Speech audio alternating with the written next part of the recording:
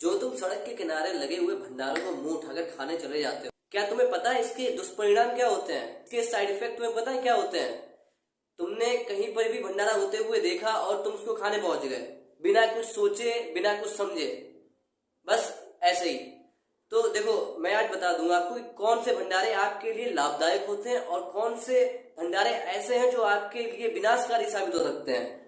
आप भले ही अनजान मन की गलतियां कर रहे हैं, पर आज ये वीडियो पूरी देखिए, क्योंकि आज हम जितने भी जो भंडारे होते हैं उनके बारे में हम आपको बताने वाले होंगे। देखो, भंडारे बेसिकली तीन टाइप के होते हैं। या तो इंसान अपने ग्रह नक्षत्र जो खराब चल रहे होते हैं, जैसे किसी इंसान का वक्त बहुत ज्यादा खराब चल रहा है, उस टाइम पे जो उसके पुरोहित होते हैं या पंडित जी होते हैं वो उनको गाइड करते हैं, जाओ कि तुम्हें शनि, राहु, केतु, जितने भी मतलब गलत ग्रह होते हैं, इनका बुरा प्रकोप होता है इंसान के ऊपर, कि इनकी शांति के लिए तुम एक भंडारा करो, यज्ञ करो।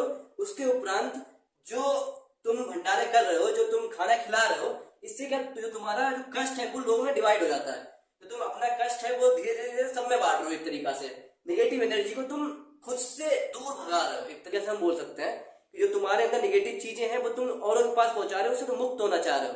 ये तो एक भंडारा हो गया। अब हम सेकेंड टाइप के भंडारे पे आते हैं, जो इंसान तब करता है जब, जैसे कि एक मृत्यु भोज होता है, जब इंसान मर जाता है उसके बाद में 13 दिनों के बाद एक 13वीं का होता है, प्रचलन होता है, जानते होंगे कुछ लोग, कि जब इंसान के मृत्यु के बाद वो 13 दिनों के बाद 13वीं करता है। उसमें क्या होता है, लोगों को बुलाते हैं और वो जो भोजन हम कर रहे होते हैं वो किसके लिए होता है, वो इंसान है भी नहीं, उसकी याद में वो भोजन हो रहा होता है।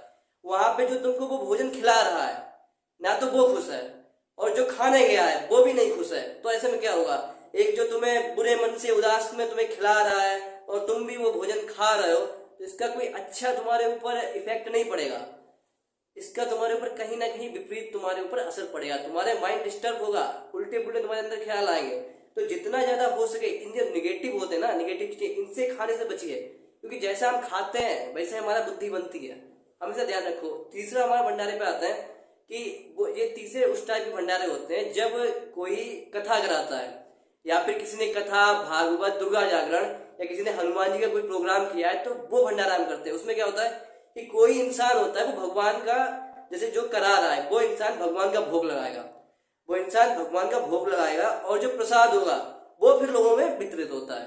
तो जब वो हम सात्विक प्रसाद खाएंगे, वो भगवान का लगाया भोग है, जब हम उसको ग्रहण करते हैं तो उसका अच्छा प्रभाव पड़ता है। तो अगर जहाँ पे प्रसाद बट रहा हो, जैसे क्या होता है, हम लोग कथा, सत्यनारायण की कथा कराते हैं, तो वहां का माहौल शुद्ध होता है, वहां पे मंत्रों का उच्चारण होता है और जो वहां पे प्रसाद रखा होता है तो वो भी, उसमें पॉजिटिव वाइब्स आती है, पॉजिटिव एनर्जी आती है, क्योंकि वहां पे हम शुद्ध करते हैं यज्ञ के द्वारा और अच्छी अच्छी बातें होती है, इसका इफेक्ट पड़ता है। तो अब ऐसी चीज, और दूसरा क्या, उस प्रसाद को हम पंचामृत को पहले भगवान को चढ़ाते हैं, फिर वो सब में बटता है। तो ऐसी चीज को जब आप ग्रहण करते हैं तो आपका मन और मस्तिष्क है वो अच्छा बनता है, ठीक है। पर जब आप कहीं ऐसी जगह जाते हैं, ऐसी चीज को ग्रहण करते हैं जहां पे पहले ही मनुष्यत फैली हुई है, अब मनुष्यत चीज को आपने अपने अंदर कर लिया, तो क्या होगा, एक जो नेगेटिव वाइब्स है वो आपके अंदर भी आएगी।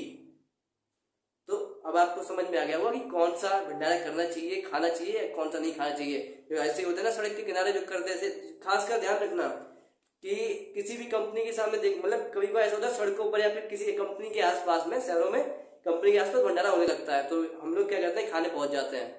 तो वो बहुत बड़ी गलती होती है, उसको नहीं खाना चाहिए, ठीक है, समझ गए।